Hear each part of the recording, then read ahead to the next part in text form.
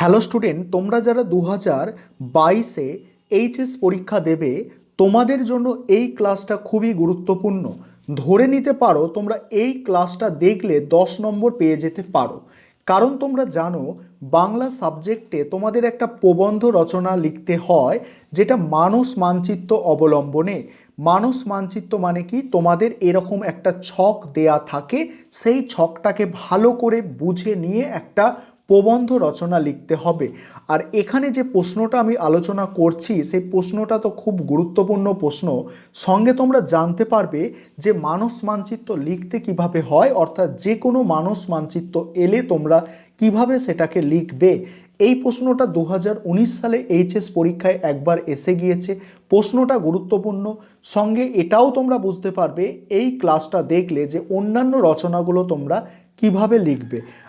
প্রথমেই বলে রাখি, মানস মানচিত্র যেটা তোমাদের আসে সেটা সাধারণত খুব সহজ টপিকের ওপর দেয়া থাকে, অর্থাৎ এখানে বেশি জটিল বেশি কঠিন কোনো টপিক দেয়া থাকে না। আর সমস্ত স্টুডেন্টদের উচিত এই মানস মানচিত্রের যে প্রশ্ন এটাকে অ্যাটেম্প্ট করার, অর্থাৎ এটাকে লেখার, কারণ 10 নম্বর পেতে হলে এটাকে ছাড়লে চলবে না। দেখো, এখানে যে প্রশ্নটা আছে বিশ্ব উষ্ণায়ন নিয়ে লিখতে বলা হয়েছে। প্রথমে বিশ্ব উষ্ণায়নটা মাঝখানে দেয়া আছে, তারপরে লেখা আছে কি বিশ্ব উষ্ণায়নের কারণ, বিশ্ব উষ্ণায়ন কি, বিভিন্ন দেশের দায়, বিশ্ব উষ্ণায়নের ফলশ্রুতি, প্রতিকারের পথ, আর ভারতের ভূমিকা। এখানে 6টা পয়েন্ট আছে। এখানে কিন্তু মানে ভূমিকা এবং উপসংহার নেই। তুমি চাইলে তুমি ভূমিকা এবং উপসংহার নিজে থেকে লিখতে পারো, কিন্তু এই 6টা যে পয়েন্ট আছে না, এই 6টা পয়েন্টের মধ্যে থেকে কোনো পয়েন্ট বাদ দেওয়া চলবে না। এবারে দেখো, তোমাদের ভূমিকা প্রথমে লিখেছি। ভূমিকাতে তোমরা কি লিখবে দেখো, 21 শতকে মানব সভ্যতার কাছে একটি বড় সমস্যা হলো বিশ্ব উষ্ণায়ন। বিজ্ঞানের আবিষ্কার একদিকে মানব সভ্যতাকে যেমন সমৃদ্ধ করেছে, অন্যদিকে মানুষের জীবনেও এনেছে স্বাচ্ছন্দ্য। কিন্তু এরই মধ্যে বিজ্ঞানের অনিয়ন্ত্রিত প্রয়োগ, পরিকল্পনাহীন প্রয়োগ মানব সভ্যতার কাছে সমস্যা হয়ে দাঁড়িয়েছে।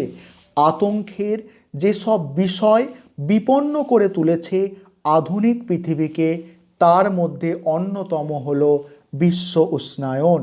এবারে পয়েন্টগুলো লিখছি দেখো। প্রথমে বিশ্ব উষ্ণায়ন কি যে পয়েন্টটা ছিল সেটাই পয়েন্ট করে লিখছি, এখানে বেশি বাড়তি কিছু লেখার দরকার নেই। ঠিক আছে, দেখো, বিশ্ব উষ্ণায়নের ইংরাজি প্রতিশব্দ হলো গ্লোবাল ওয়ার্মিং। বিশ্ব উষ্ণায়ন বলতে বোঝায় পৃথিবীর উষ্ণতার ক্রমবর্ধমান বৃদ্ধি, অর্থাৎ পৃথিবীর উষ্ণতা অর্থাৎ টেম্পারেচারটা কি হচ্ছে, হাইক করে যাচ্ছে, অর্থাৎ বৃদ্ধি পেয়ে যাচ্ছে। এবারে যে পয়েন্টটা করবে তোমরা, বিশ্ব উষ্ণায়নের কারণ। এখানে কি লিখছো দেখো, বিজ্ঞানীরা পৃথিবীর তাপমাত্রা বৃদ্ধির জন্য দায়ী করেছেন গ্রিন হাউস গ্যাসগুলিকে। গ্রিন হাউস গ্যাস যেমন carbon dioxide, methane, CFC প্রভৃতি, এইসব গ্যাসগুলির সূর্য থেকে আসা তাপকে ধরে রাখার ক্ষমতা রাখে। সূর্য থেকে আসা তাপকে কি ধরে রাখার, অর্থাৎ আটকে রাখার ক্ষমতা রাখে। পরিসংখ্যান থেকে জানা যায় শিল্প বিপ্লবের 700 বছর আগে বায়ুমণ্ডলে কার্বন ডাই অক্সাইডের পরিমাণ ছিল 240 ppm। এটা হচ্ছে কার্বন ডাই অক্সাইড, অর্থাৎ কোনো গ্যাস এই এককে পরিমাপ করা হয় ppm এর সাহায্যে। ঠিক আছে, এবার 2005-এ তা হলো কত, 379 ppm। তাহলে বুঝতে পারছো প্রায় 100 ppm বেড়ে যাচ্ছে। আর 2050 পর্যন্ত তার পরিমাণ হবে 450 ppm বলে বিজ্ঞানীরা আশঙ্কা প্রকাশ করছে। তাই গ্রিনহাউস প্রভাব সৃষ্টিতে এই কার্বন ডাই অক্সাইডের ভূমিকা 50%। ঠিক আছে, এবারে দেখো, বিভিন্ন দেশের দায় যে পয়েন্টটা আছে এই পয়েন্টটাতে কি লিখবে, এই বিশ্ব উষ্ণায়ন বৃদ্ধির জন্য মানুষই প্রধান দায়ী। ঠিক আছে, এই বিশ্ব উষ্ণায়ন বৃদ্ধির জন্য কারা দায়ী, আমরা, অর্থাৎ মানুষরাই দায়ী। যথেচ্ছভাবে জীবাশ্ম জ্বালানির ব্যবহার, অর্থাৎ যত খুশি জীবাশ্ম জ্বালানি ব্যবহার করছি আমরা, অরণ্য ধ্বংস ইত্যাদি বাতাসে কার্বন ডাই অক্সাইডের পরিমাণ বাড়িয়ে দিচ্ছে। সিমেন্ট, স্প্রে, ফোম ইত্যাদির কারখানা কার্বন ডাই অক্সাইডের যোগান দিচ্ছে।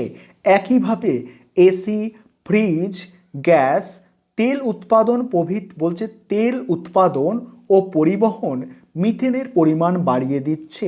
এইভাবে মানুষের অনিয়ন্ত্রিত কাজকর্ম পৃথিবীর উষ্ণতাকে নিশ্চিত করে তাকে পরিচালিত করছে এক সর্বনাশের দিকে। তারপরে কি বলা হচ্ছে দেখো, বিশ্ব উষ্ণায়নের ফল, গ্রিনহাউস প্রভাবের ফল সুদূর প্রসারী। 1850 থেকে 1900 খ্রিস্টাব্দের মধ্যে বায়ুমণ্ডলের উষ্ণতা 1 ডিগ্রি সেলসিয়াস বেড়েছে, অর্থাৎ 50 বছরে মাত্র কত, 1 ডিগ্রি সেলসিয়াস বেড়েছে। ঠিক আছে, কিন্তু বিজ্ঞানীরা অনুমান করছে 2030 খ্রিস্টাব্দে এই বৃদ্ধির হার 2 ডিগ্রি সেলসিয়াস হয়ে যাবে। আর 2040-এর মধ্যে মেরু প্রদেশের বরফ সম্পূর্ণ গলে যেতে পারে। সম্পূর্ণ কি মেরু প্রদেশের বরফ গলে যেতে পারে। এর ফলে সমুদ্রের জলস্তর বেড়ে যাবে এবং উপকূলবর্তী এক বিস্তীর্ণ অঞ্চল চিরকালের জন্য সমুদ্রে তলিয়ে যাবে। পৃথিবীর প্রায় 50 কোটি লোক বিপদগ্রস্ত হয়ে পড়বে। 50 কোটি লোক বিপদগ্রস্ত হয়ে পড়বে। তৈরি হবে খাদ্য ও পানীয় জলের সংকট, বাড়বে ঘূর্ণিঝড়, তুষারপাত, সুনামি ইত্যাদি বিভিন্ন রকম প্রাকৃতিক দুর্যোগ। এই উষ্ণায়নের ফলে হৃদরোগ, রক্তচাপ এই সব যেমন বাড়বে, তেমনি ক্রান্তীয় অঞ্চলে ম্যালেরিয়া, ডেঙ্গু ইত্যাদি অসুখের প্রকোপও বাড়বে। অসংখ্য প্রাণী ও উদ্ভিদ চিরতরে পৃথিবী থেকে হারিয়ে যাবে। এবার বলছে কি প্রতিকারের পথ, অর্থাৎ কিভাবে বাঁচা যাবে এর থেকে। গ্রিনহাউস গ্যাস সমূহের নির্গমন রোধ করার উদ্দেশ্য নিয়ে 1992 খ্রিস্টাব্দে ব্রাজিলের রিও ডি জেনিরোতে অনুষ্ঠিত হয়েছিল বসুন্ধরা শীর্ষ সম্মেলন। 2002 খ্রিস্টাব্দে জোহানেসবার্গেও একই উদ্দেশ্যে সম্মেলন হয়। 2011 খ্রিস্টাব্দে সেপ্টেম্বরে বিশ্বের 191টা দেশ গ্রিনহাউস সংক্রান্ত চুক্তিপত্র সই করে। যদিও মার্কিন যুক্তরাষ্ট্র এই চুক্তিপত্র সই করেনি। এবারে দেখো ভারতের ভূমিকা। এখানে বলছে এখানে ভারতের ক্ষেত্রে বিশ্ব উষ্ণায়নের ব্যাপারে বলা যায়, বিশ্ব উষ্ণায়নের প্রভাব বৃদ্ধিতে পশ্চিমের উন্নত দেশগুলি যেরূপ ভূমিকা পালন করছে তার তুলনায় ভারতের ভূমিকা কম। বর্তমানে ভারত ক্রমশ উন্নত দেশের তালিকার দিকে এগিয়ে চলেছে, আর তার ফলে ভারতকে দায়িত্ব নিতে হবে পৃথিবীর বিভিন্ন দেশকে বিশ্ব উষ্ণায়নের ক্ষতিকারক প্রভাব সম্পর্কে বোঝাতে। কারণ বিশ্ব উষ্ণায়ন এমন একটি সমস্যা যার সমাধানে সমস্ত দেশের সমান সহযোগিতা প্রয়োজন। কোনো একটা দেশের পক্ষে অর্থাৎ এর সমাধান অর্থাৎ সলিউশন করা কি সম্ভব নয়, সমস্ত দেশ মিলে এর সমাধান করতে হবে। এই ছিল আজকের ক্লাস। তোমরা জানাবে কেমন লাগলো। আরেকটা কথা মাথায় রাখবে, যেরকম পয়েন্ট করে দিয়েছি এইভাবে যদি পয়েন্ট করে এই পয়েন্ট অনুযায়ী তোমরা লেখো, যেমন প্রশ্ন হয় সেই প্রশ্নের যদি যথাযথ অ্যান্সার দাও তোমরা অতি অবশ্যই কিন্তু 10-এ 10 পাবে। আর এটা তোমাদের বলবো অবশ্যই মানস মানচিত্রটা প্র্যাকটিস করে যাও, কারণ এইটা খুব সহজ, এখানে নাম্বার পাওয়া যায় ভালোই।